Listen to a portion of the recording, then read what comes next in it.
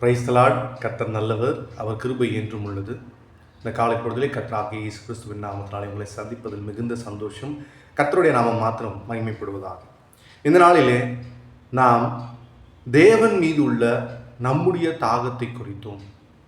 தேவன் அவருக்கான தாகம் நம்மிடத்தில் அவர் காணும் பொழுது அவர் எப்படி நிரப்புகிறார், எப்படி செழிக்க செய்கிறார் என்பதை அறிந்து கொள்ளும்படியாக இந்த நாளிலே நாம் ஏசாயா 44 அதிகாரம் 3 வசனத்தையும் எசேக்கியேல் 47 அதிகாரம் 9 மற்றும் 12 வசனத்தையும் குறித்து தியானிப்போம்.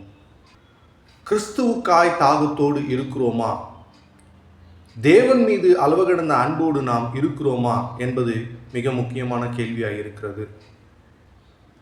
ஏசாயா 44:3 தாகமுள்ளவன் மேல் தண்ணீரையும் வறண்ட நிலத்தின் மேல் ஆறுகளையும் ஊற்றுவேன் என்று நம் கர்த்தர் சொல்லுகிறார். ஆமென்.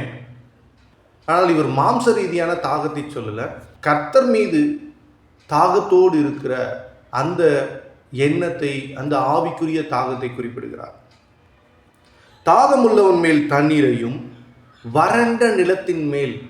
என்னென்ன வறண்ட நிலம், எதெல்லாம் வறண்ட நிலம் நீங்க குறிப்பிடுறாருன்னா, ஆவிக்குரிய வறண்ட நிலங்கள், ஆசீர்வாதத்தை இழந்த வறண்ட நிலங்கள், பசுமையை இழந்த வறண்ட நிலங்கள், ஜெபமின்மை, ஆராதனையின்மை, துதி இல்லாமை, இவையெல்லாம் வறண்ட நிலங்கள். ஆசீர்வாதங்கள் இல்லாத வாழ்க்கை வறண்ட நிலமாயிருக்கிறது. நற்சுகம் இல்லாத வாழ்க்கை வறண்ட நிலமாயிருக்கிறது. கிறிஸ்துவுக்குள் களிப்பு இல்லாத வாழ்க்கை வறண்ட நிலமாயிருக்கிறது. மகிழ்ச்சி இல்லாதது வறண்ட நிலமாயிருக்கிறது. உறவுகளில் தேவனுடைய அன்பு இல்லாத வறண்ட நிலையாய் இருக்கிறது. இவையெல்லாம் வறண்ட நிலமாய் இருக்கிறது. அப்பேற்பட்ட வறண்ட நிலம் தேவனிடத்தில் செல்லும் பொழுது, தேவனுக்காய் தாகத்தோடு இருக்கும் பொழுது, அது வறண்ட நிலமாய் இல்லாமல் அந்த நிலத்தின் மேல், நிலத்தின் பக்கவாட்டில் அல்ல, நிலத்தின் ஓரமாய் அல்ல, எந்த நிலம் கிறிஸ்துவுக்காய் தாகத்தோடு இருக்கிறதோ அந்த நிலத்தின் மேல் ஆறுகளை ஊற்ற பண்ணுகிற தேவன்.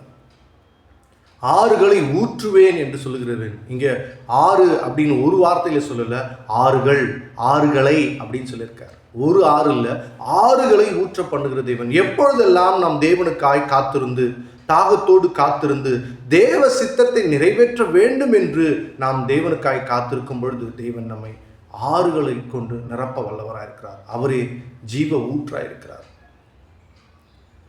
வாய்க்கால்கள் ஓரத்திலே நடப்பட்ட மரம் நானே, என் வேர்கள் தண்ணீருக்குள் இலையுதிரா மரம் நான். இலையுதிராத மரம் போல் இருக்கும். கிறிஸ்துவுக்காக தாகத்தோடு நாம் காத்திருக்கும் பொழுது நாம் கிறிஸ்துவினுடைய உண்மையுள்ள பிள்ளைகளாய் இருக்க முடியும். கிறிஸ்துவினுடைய உண்மையுள்ள சாட்சிகளாய் நம்மால் இருக்க முடியும். கிறிஸ்துவுக்காக வாழ்கின்ற தாகம் நமக்குள் இருக்கிறதா, அல்லது இந்த உலகில் பிழைத்து விடலாம் என்ற அந்த தாகம் இருக்கிறதா? உலக தாகத்திற்காக கடவுளை தேடுகிறோமா என்று இந்த நாளில் சிந்திப்போம். இதை இன்னும் ஆழமாய் அறிந்து கொள்ள எசேக்கியேல் 47 அதிகாரம் 9 மற்றும் 12 வசனங்களை தியானிப்போம். சம்பவிப்பது என்னவென்றால், அந்த நதி போகும் இடமெங்கும் சஞ்சரிக்கும் ஜீவ பிராணிகள் யாவும் பிழைக்கும். கர்த்தருக்காக தாகத்தோடு நாம் காத்திருக்கும் பொழுது கர்த்தர் ஆவிக்குரிய ஆறுகளை கொண்டு நம்மை நிரப்புகிறார். இலையுதிரா மரங்களாய் நாம் இருக்க வேண்டும் என்று தேவன் விரும்புகிறார். இங்கே எல்லாரும் என்ன நினைச்சுறாங்க, இந்த தாகம் அப்படின்றது நமக்கானது அப்படின்னு நினச்சிக்கிறாங்க. நமக்கானது கிறிஸ்து மாத்திரமே. அவர் மேலே தான் நமக்கு தாகம் இருக்கணும். மற்றவர்கள் நம் மூலமாய் தேவனை அறிந்து கொள்ள நம்மை அவர் நிரப்புகிறார். My cup overflows. எப்போ அப்படின்னா, நான் கிறிஸ்துவுக்காய் தாகத்தோடு இருந்து கிறிஸ்து எனக்குள் நிரப்பப்படும் பொழுது, அவர் முற்றிலுமாய் என்னை நிரப்பி வெளியே வழியும் பொழுது அதை புறஜாதி மக்கள் அறிந்து கொள்வார்கள். அவர்களும் கிறிஸ்துவை ஏற்றுக்கொள்வார்கள். அதற்காக நாம் இப்பேற்பட்ட வாழ்க்கையை வாழ வேண்டும் என்று தேவன் விரும்புகிறார். நம்மால் எல்லோரும் பிழைப்பார்கள். நம் தேவனால் எல்லோரும் பிழைப்பார்கள். நம் தேவன் பரிசுத்த ஆவியானவராய் இந்த கடைசி காலங்களில் நமக்குள் இருக்கிறார். அவருக்கு மாம்சம் தேவைப்படுகிறது. அந்த மாம்சம் நாம இருப்போமானால் வார்த்தை நமக்குள் மாம்சமாய் மாறுவார். பரிசுத்த ஆவியானவர் நம்மை பயன்படுத்துவார். நாம் அவருக்காய் தாகத்தோடு இருக்கும் பொழுது அவர் நம்மை நிரப்புவார். நம் மூலமாய் இந்த சந்ததிகள், இந்த பூமியில் உள்ள குடிகள் யாவும் தேவனை அறிந்து கொள்வார்கள். அதற்கான பாத்திரத்தையே தேவன் தேடுகிறார். நான் யாரை அனுப்புவேன் என்று நம்மிடம் கேட்கிறார், வருந்துகிறார், துடிக்கிறார்.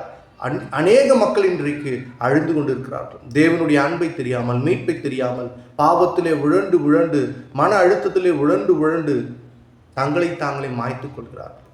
என் அன்பு சகோதர சகோதரிகளே, இந்த நாளில் நாம் விழித்துக் கொள்வோம். முதலாவது, தேவனிடத்தில் தாகத்தோடு அவரை தேடும் பொழுது அவர் நம்மை நிரப்ப வல்லவராக இருக்கிறார். மேலும் எசேக்கியேல் 47 அதிகாரம் 12 நதியோரமாய் அதன் இக்கரையிலும் அக்கரையிலும் புசிப்புக்கான சகலவித விருட்சங்களும் வளரும். அவைகளில் இலைகள் உதிர்வதில்லை, அவைகளின் கனிகள் கெடுவதும் இல்லை. அவைகளுக்கு பாயும் தண்ணீர் பரிசுத்த ஸ்தலத்திலிருந்து பாய்கிறபடியினால் மாதந்தோறும் புது கனிகளை கொடுத்து கொண்டே இருக்கும். அவைகளின் கனிகள் புசிப்புக்கும் அவைகளின் இலைகள் அவிழ்தத்துக்கும் மாணவைகள், அதாவது மருந்துக்கும் மாணவைகள். தேவனுக்காய் தாகத்தோடு நாம் காத்திருந்தோமானால் அவர் நம்மை ஆறுகளை கொண்டு, ஆவிக்குரிய ஆறுகளை கொண்டு நிரப்ப வல்லவராக இருக்கிறார். அந்த ஆவிக்குரிய ஆறுகளால் நிரப்பப்படும் பொழுது நம்முடைய வாழ்க்கை கனி கொடுக்கக்கூடிய வாழ்க்கையாக இருக்கிறது. அந்த கனி கொடுக்கக்கூடிய வாழ்க்கை நமக்கு மாத்திரமல்ல, நம்மை சுற்றி இருக்கக்கூடிய அக்கம் பக்கம் உறவுகள், நண்பர்கள், எதிரிகள், துரோகிகள், புறஜாதிகள் எல்லோருக்கும் அது பிரயோஜனம் உள்ள கனியை கொடுக்கக்கூடியதாய், அதன் நிலைகள் மருந்துக்கு உகந்ததாய் இருப்பதாக என்பதே இந்த தாகத்தின் ஆழமான அர்த்தமாய் இருக்கிறது. கிறிஸ்துவுக்காய் நான் தாகத்தோடு இருக்கிறேனா, அல்லது உலக தேவைகளுக்காய் கிறிஸ்துவை தேடுகிறவனாய் இருக்கிறேனா என்பதை இந்த நாளிலே சிந்திப்போம். அந்த நதியின் ஓரம் நாம் எப்படி நடப்பட்ட மரமாய் இருக்கிறோம், அதனுடைய கனிகள் மாதந்தோறும் எப்படி பலன் கொடுக்கிறதா இருக்கிறது, அந்த கனிகள் எப்படி கெட்டு போகாமல் இருக்கிறது, அந்த மரத்தினுடைய இலைகள் ஏன் உதிர்வதில்லை என்பதை நாம் இந்த நாளில் அறிந்து கொள்ள வேண்டுமானால் தேவனுக்காய் தாகத்தோடு ஏசாயா 44 அதிகாரம் 3 எசேக்கியேல் 47 அதிகாரம் 9 மற்றும் 12 இந்த நாளிலே தியானிப்பீர்களானால் தேவன் உங்களோடு பேச காத்து கொண்டிருக்கிறார். கர்த்தருக்காய் தாகத்தோடு இருப்போம். கர்த்தருடைய ஆறுகளால், ஆவிக்குரிய ஆறுகளால் நிரப்பப்படும் பொழுது நம் வாழ்க்கை மாத்திரமல்ல, நம் குடும்பம், நம் பிள்ளைகள் மாத்திரமல்ல, இந்த பூமியில் உள்ள எல்லோரும் தேவனை அறிந்து கொண்டு சுகம், பலன், ஆசீர்வாதம், ஐஸ்வர்யத்தை பெற்று கர்த்தருக்கு உகந்த வாழ்க்கையை வாழவே அவர் ரத்தம் சிந்தி நம்மை மீட்டெடுத்தார். குற்ற உணர்ச்சியிலிருந்தும் பாவத்திலிருந்தும் விடுவிக்கவே அவர் ரத்தம் சிந்தி மீட்டெடுத்தார். அவர் நம்முடைய இரட்சகர். இதுவே நற்செய்தி, இதுவே நற்செய்தி. அவர் நம்மை மீட்க வந்த உண்மையான ஹீரோ.